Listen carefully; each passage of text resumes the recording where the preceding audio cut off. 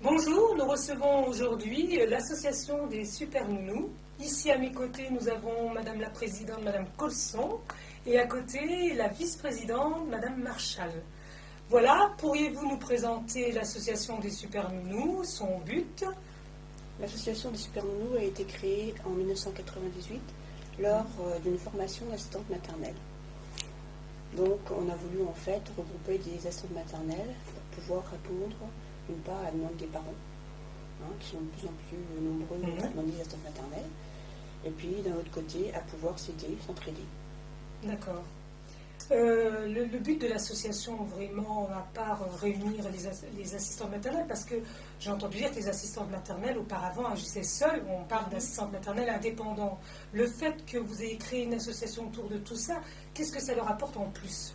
Disons que l'association, ce qu'elle apporte, disons qu'en début d'année 2005, il y a une nouvelle convention collective qui est venue et une mensualisation que les assistantes maternelles sont obligées de faire. Elles se retrouvent vraiment démunies face à ces papiers, en fait, à ces statuts. Donc elles ont besoin d'aide. Elles ne savent pas où se renseigner. Donc notre association est faite dans ce but-là aussi, de pouvoir les aider à résoudre leurs problèmes administratifs, à pouvoir leur donner une aide quand elles se sentent seules et qu'elles ont un problème. Et les adhérents, déjà, en premier temps, vous avez combien d'adhérents? On a 40 adhérents. 40 adhérents, qui sont principalement des assistantes maternelles. 40 adhérentes. Adhérentes, oui.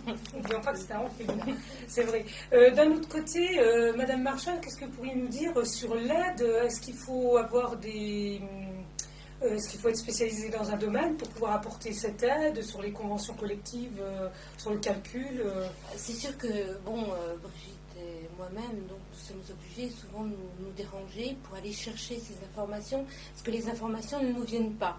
Donc bien souvent nous sommes obligés de nous déplacer, et puis en plus de ça, donc nous faisons intervenir des professionnels, donc que ce soit de la CAF, du Conseil général, ou aussi bien la caisse de retraite, pour nous donner une information à chacune.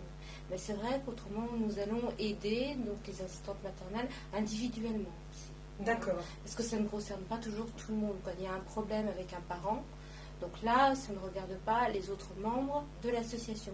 Donc nous déplaçons chez chacune d'elles. Vous parlez de déplacement. Vous couvrez quel secteur? Neuve-Maisons ou les alentours? La communauté de communes. La communauté de Et communes. puis celle, bien sûr, qui nous le demanderait. Mais bon, pour l'instant, nous sommes sur la communauté de communes. D'accord. Donc dans un premier temps, vous nous parlez de déplacement vers les assistantes maternelles, mais j'ai entendu dire que vous faisiez aussi des réunions. Bien sûr, Donc, c'est le but. Donc on a une réunion où ça permet à chaque assistante maternelle de parler de son problème, d'aussi se comparer son métier ou sa façon de faire aux autres et d'expliquer son problème. Et c'est entre nous qu'on s'aide. D'accord, d'accord. Je suppose que les assistantes maternelles, avant votre association, rencontraient quelques difficultés, que ce soit relationnelles vis-à-vis des parents. Et je pense qu'aujourd'hui, à travers ou ces réunions, ou vos conseils personnels, ou à domicile ou autres, elles peuvent être plus rassurées. Oui, et puis elles sortent de chez elles aussi. Ça, c'est important, parce que c'est vrai que l'assistante maternelle indépendante, malheureusement, elle est toujours chez elle.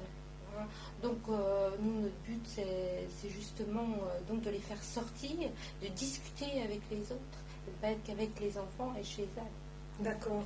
Madame Colson, pouvez-vous nous parler des projets dans l'avenir? Est-ce que vous avez envie de monter en puissance? Quels sont les besoins des assistantes maternelles par rapport à déjà ce que vous avez fait, ce que vous allez faire? Dans le projet assistante maternelle, ce serait bien qu'il y ait un relais assistante maternelle sur le secteur, afin de réunir tous les acteurs, c'est-à-dire les assistantes maternelles, les parents, avoir des puéricultrices, du personnel qualifié, pour pouvoir justement être à l'écoute de toutes ces personnes. Oui, parce que lieu d'accueil, en fait. Voilà. Parce que jusqu'à présent, vous réunissez les assistantes maternelles, mais c'est vrai que c'est une relation, en fait, ce métier-là, une relation entre parents et assistantes maternelles, et bien entendu l'enfant.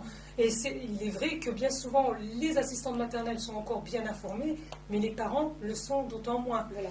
Donc, vous pensez monter un relais pour aussi incorporer ces parents qui n'ont pas suffisamment d'informations ou ne viennent pas forcément les chercher. Voilà, et ce serait une maison qui serait ouverte à tous.